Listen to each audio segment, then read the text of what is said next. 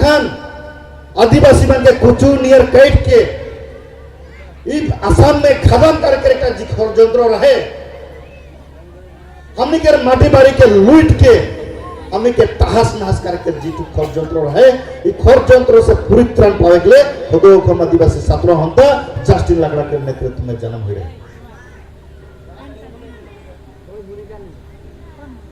8,000 more than 8,000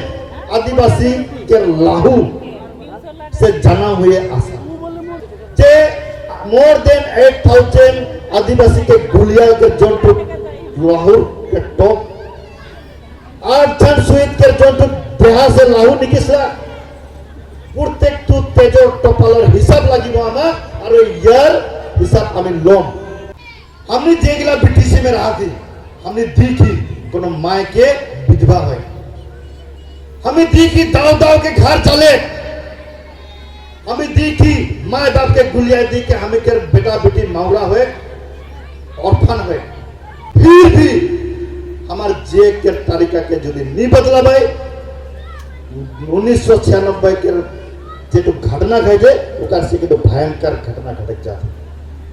हो तो हमने के डायरेक्ट गुली मार के नहीं मरा भाई किंतु जैसे हमने के गांव में हाड़ी दारू के घाटी खोला था नहीं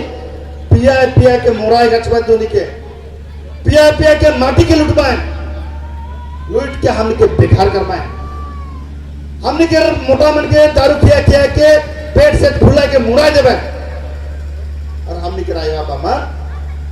जवान में विधवा हो जाए वो खुद नीचे के दिखी ना वो 2-3 का छोटा छोटा हनुमान की देखभाल करे